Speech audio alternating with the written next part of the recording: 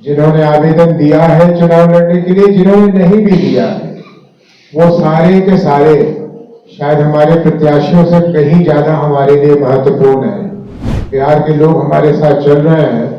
वो बदलाव तभी पूरा हो सकता है जब एक बहुत सशक्त राजनीतिक दल, एक राजनीतिक संगठन खड़ा हो जाए।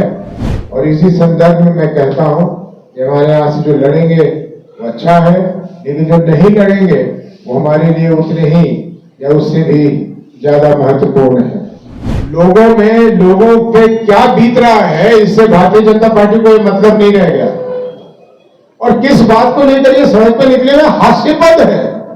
ये तो जाहिर सी बात है कि एक विधानसभा से एक ही व्यक्ति को मौका मिलेगा चुनाव लड़ने का, लेकिन हम लोगों की नजर में जितने लोग हैं जिन्होंने आवेदन दिया है चुनाव लड़ने के लिए, जिन्होंने नहीं भी दिया है, वो सारे के सारे शायद हमारे प्रत्याशियों से कहीं ज्यादा हमारे लिए महत्वपूर्ण है। क्योंकि जैसा मैं बहुत दिनों से कह रहा हूं, हमारी निगाह चुनाव के बाद के समय का है, उस पे है हमारा सारा निगाह भी सिर्फ चुनाव जीत जाने पर नहीं है। क्योंकि जिस बदलाव की हम लोग कल्पना कर रहे हैं, जिस बदलाव की भावना से बिहार के लोग हमारे साथ चल रहे हैं, वो बदलाव तभी पूरा हो सकता है जब एक बहुत सशक्त राजनीतिक दल, एक राजनीतिक संगठन खड़ा हो जाए।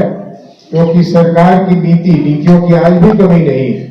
सरकार की नीतियों को, सरकार के मंशा को जमीन तक पहुंचाने के लिए, लोगों को उनका लाभ दिलाने के लिए ये आवश्यक होगा कि हमारे पास एक बहुत मजबूत संगठन हो। और इसी संदर्भ में मैं कहता हूं कि हमारे यहाँ से जो लड़ेंगे वो अच्छा है, लेकिन जो नहीं लड़ेंगे वो हमारे लिए उतने ही या उससे भी ज्यादा महत्वपूर्ण है। इस विषय पे मुझे इतना ही कहना था। आरसीपी भाई, कुछ आपको और कहना है? इस विषय में मुझे इतना ही कहना था। आप लोगों को प्रश्न हो तो जरूर पूछिए। बहुत अच्छे दिन याद आते हैं उसमें, जब वाजपेयी जी, अडवाणी जी की का राज था वहां, उसको पार्टी विद डिफरेंस कहा जाता था। आज हो गई है वो पार्टी विद इंडिफरेंस। लोगों पे क्या बीत रहा है, इससे भारतीय जनता पार्टी को मतलब नहीं रह गया। और किस बात को लेकर ये सड़क पर निकले हुए हास्यास्पद है। ये सारे के सारे मुझे लगता है नेशनल स्कूल ऑफ ड्रामा से निकल के आए हैं। भाई हद करते हैं।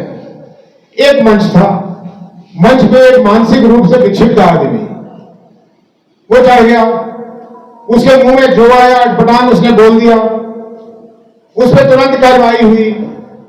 वहां कोई किसी दल का नेता नहीं था। मुझे तो बहुत अच्छा लगेगा कहने में कि हाँ वहां महागठबंधन के नेता थे। बिल्कुल नहीं थे। वो दोषी नहीं है, उनको क्यों दोषी करार दिया जा रहा है? इस व्यक्ति पे जो कदम उठाना था सरकार को, वो उठा रही है।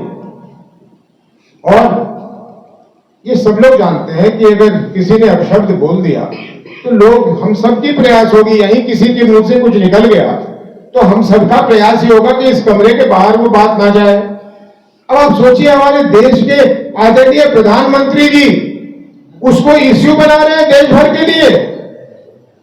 अपनी ही बातें याद कर लें, अपने घरेवान में देख लें कि जर्सी गाय किसको कह रहे थे, कांग्रेस की विधवा किसको कह रहे थे। अरे साहब, वो छोड़िए, भारतीय जनता पार्टी के अन्य नेता, और अन्य नेता नहीं, हिमाचल प्रदेश के जो उनके पार्टी के अध्यक्ष हैं, प्रदेश के अध्यक्ष, उन्होंने एक ऐसे शब्द का माइक पर पब्लिक मीटिंग में प्रयोग किया राहुल गांधी जी के लिए। राहुल गांधी ने तो कभी उसका एक इश्यू नहीं बनाया, और फिर वो इश्यू बना के, और देखिए मैंने नेशनल स्कूल ऑफ ड्रामा को गलत नहीं कहा। यहां देखा मैंने वो दिलीप जायसवाल को, वो आदमी आंसुओं से रो रहा है। शायद उसके घर में किसी उसके रिश्तेदार के साथ कोई घटना हो जाए तो उसकी आंख से आंसू ना आए, वो ऐसा आदमी है। और वो रो रहा है क्यों? तो प्रधानमंत्री जी ने कह दिया कि उनको अपशब्द कहा गया था। ये नाटक करते हैं। आज एक महिला, गर्भवती महिला जिसका डिलीवरी होना था, उसका इन्होंने एम्बुलेंस रोक दिया। मालूम है क्या कहते? कि ये ड्राइवर एक अमुक जाति का है और हिंदू था। वो, ये साफ कर दो, मुसलमान नहीं था, हिंदू जाति का एक ड्राइवर था। इसलिए भारतीय जनता पार्टी के कार्यकर्ताओं ने कहा कि ये उस अमुक जाति का ड्राइवर है, हम नहीं जाने देंगे। पनोरमा ग्रुप, जो सोचता है वो करता है। आपके अपने सपनों का आशियाना। ये लो मुंह मीठा करो, आज मैंने अपना जॉब छोड़ दिया। अब हम पूर्णिया वापस जाएंगे। जॉब छोड़ दिया है? मतलब ये घर कैसे चलेगा? हम करेंगे क्या? और माँ बाबूजी क्या बोलेंगे? इसलिए मैं एक और मिठाई का डब्बा लाया। अपने बिजनेस के लिए लोन अप्रूव हो गया। अरे लोन अप्रूव हो गया वो तो ठीक है, लेकिन पूर्णिया में हम रहेंगे कहाँ? अपना घर भी तो नहीं है वहां। इसलिए तो एक और मिठाई का डब्बा अलग से लाया हूं। हमने पूर्णिया में घर ले लिया है, पूर्णिया के ई होम्स पैनोरमा में। पूर्णिया में पैनोरमा ग्रुप लेकर आए हैं ई होम्स पैनोरमा। बड़ा घर, आलीशान जिंदगी और अत्याधुनिक सुविधाओं के संग। अरे अरे, अब क्यों मुंह मीठा करवा रही हो? क्योंकि हम घर वापसी जो कर रहे हैं।